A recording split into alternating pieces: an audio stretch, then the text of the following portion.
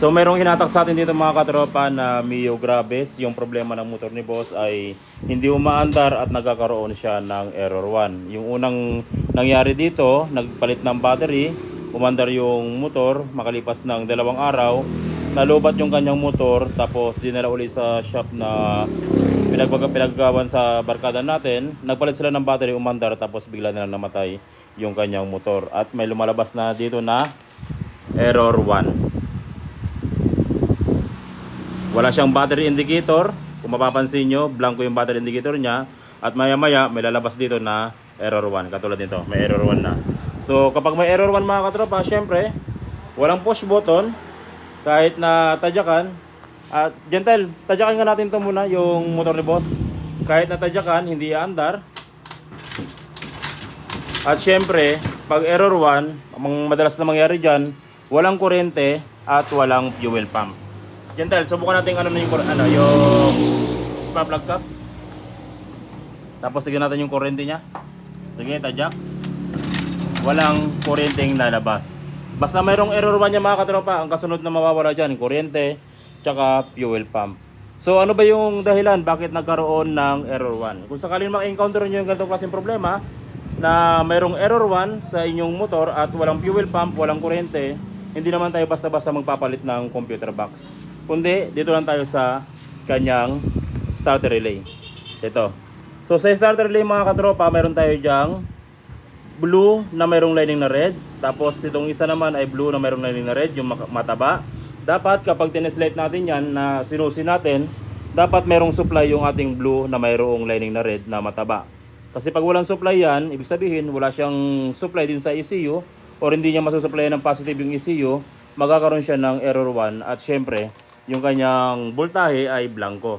So ang gagawin natin para malaman natin kung may supply yung ating blue red na mataba, gamit yung test light. Syempre positive supply yung test light natin, ay positive supply yung blue red. Kaya yung test light clip natin nilalagay natin sa positive supply ng ating battery. Ay ilalagay natin pala sa negative supply ng ating battery kasi positive yung hinahanap natin. So pag sa positive yung hinahanap natin, dapat yung test light clip natin ay nakalagay sa ground or nakalagay sa body ground. Walang problema dyan kung saan nyo ilalagay. Basta ilagay sa ground. Pagkatapos nyan, test light muna natin yung ating positive supply ng battery. Dapat umilaw. Okay, umilaw yung ating test light. Ngayon, i-test light natin tong blue na mayroong lining na red na makapal. Dapat umilaw siya kapag sinusi natin. Pero syempre, bago natin isusi, yung kapatner niyang red wire na makapal, yung solid red wire, ay dapat meron siyang supply na. Yan. Kapag walang supply yan, ibig sabihin yan, loose contact yung terminal dito sa battery papunta doon sa starter relay. Dapat may supply yan. So kapag may supply yung makapal na red wire, dapat itong blue na mayroong lining na o itong red na mayroong lining na blue, dapat kapag sinusi natin yan ay magkakaroon din ng supply. So subukan natin siya isusi. So hindi siya nagkaroon ng supply. Patayin natin. Okay, hindi nagkaroon ng supply.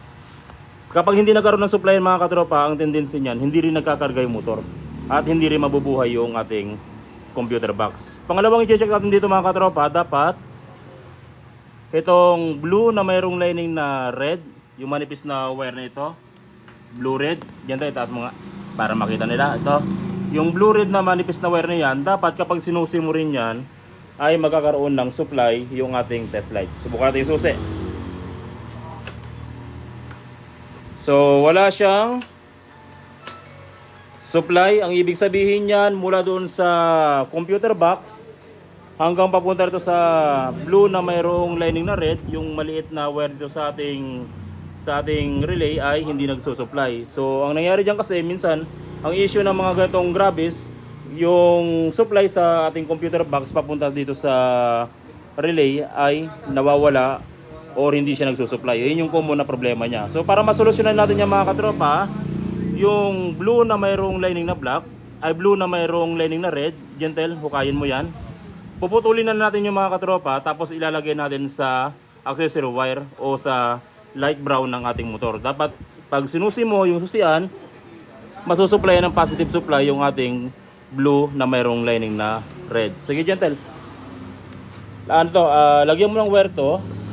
Putulin mo yung blue na mayroong lining na red. Tapos tugtungan mo ng wire yung galing ng ating ano, starter. Tapos i-tap natin sa accessory wire. Pwede ka na kumuha dito, oh. Di ba may accessory wire dito? Oh, pati ito, kinain pa ng daga, oh. Pinagat ang daga. So, kuha ka na din tayo mga 1 metrong wire. Dito. Ito, meron dito mga katropa, oh. Sa papunta dun sa taillight niya, may makikita kayong socket na kulay puti. Dito, hanapin nyo yung brown wire. Accessory wire yan ng ating motor. So, para makumpirma nyo kung accessory wire yan, tusukin nyo ng test light. Tapos, naka-on yung ating susi, syempre, kaya meron yung ilaw. Diyan tayo, patay mo nga yung susi. Ayan, kumpirmado na accessory wire siya. Ganyan yung dapat gawin. Dapat naka negative supply yung clip natin. Tapos tusukin yung brown wire. Tapos pag sinusi, may supply siya na positive. Sige, Gentle. Patay. Okay, so dyan natin ilalagay, Gentle, sa brown wire yung ating yung ating pinutol na brown red sa starter. Ano? Dito, accessory wire. Sige. So sa pansamantala, Gentle, putulin mo na kasi tap mo. Tapos i-organize na natin.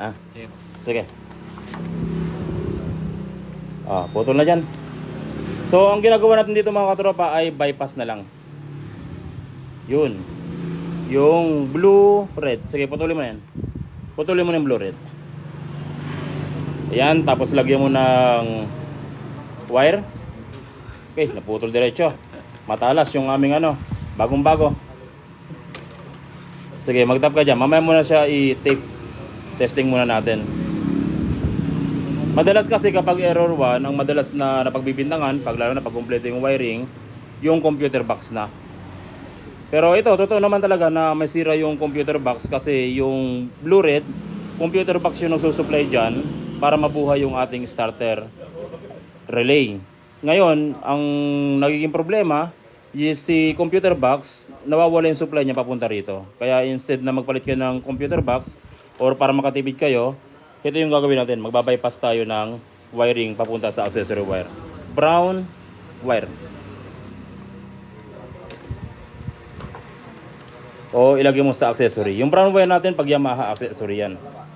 Pag Honda naman, light brown. Ano yan? Signal light yan, dark brown. Light brown ang So sa Yamaha mga katropa, meron ditong dalawang brown. Meron dark brown tsaka may light brown. Yung dark brown, yung signal light natin sa kaliwa.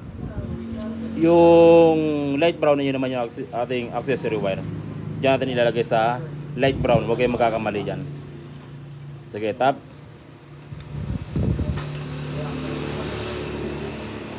Tapos ilagay natin yung starter relay.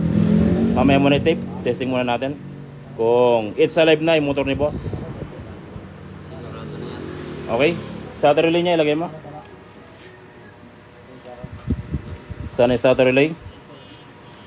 Ito kasi yung grabe sa mga katropa, yung charger niya dito na kumukuha. So ibig sabihin, itong starter relay na siya, at the same time siya rin yung charger ng ating battery. Kaya pag may sira yung starter relay, hindi rin nag-charge yung ating battery. So subukan natin. Kanina wala siyang kuryente, isusin muna natin.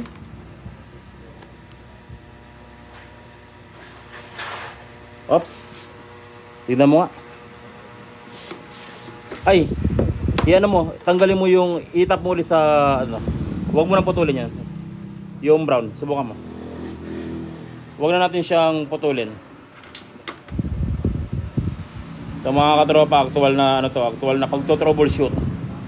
So itap mo muna yung yung blue. Yan. Sama mo ulit dyan. Try mo dito. Okay, sama mo ulit. Hindi pala puputulin.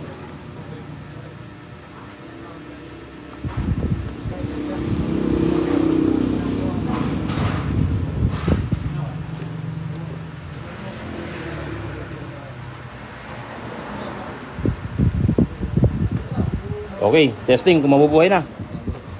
Naputol din. Natanggal din yung niya. Sige, ibulong mo lang muna.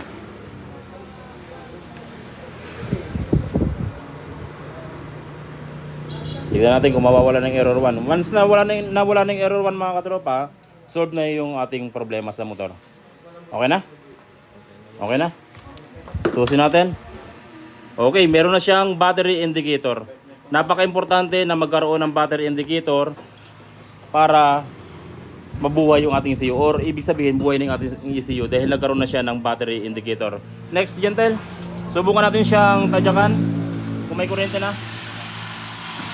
Iyon o. Iyon o. Isa pa.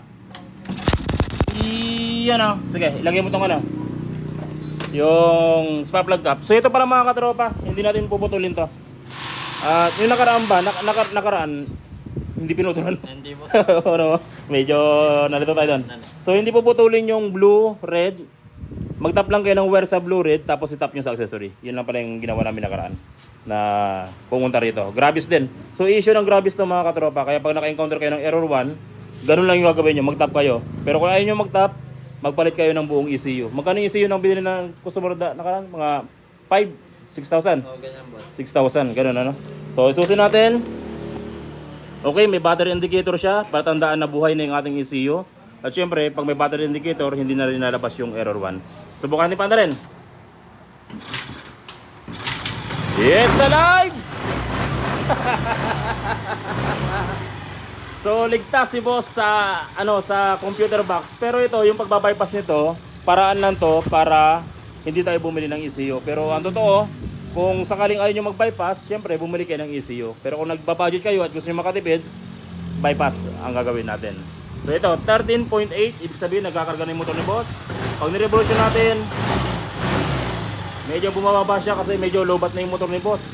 Low-bat na yung battery niya pala, 13.8. Oh, so ibig sabihin, nagkakarga yung motor at syempre low-bat yung kanyang battery dahil 2 araw daw makalipas nung nilagyan ng battery nila boss, hindi na umandar at nagkaroon na siya ng error 1. Yung pala ang problema, wala nang supply doon sa ating computer box.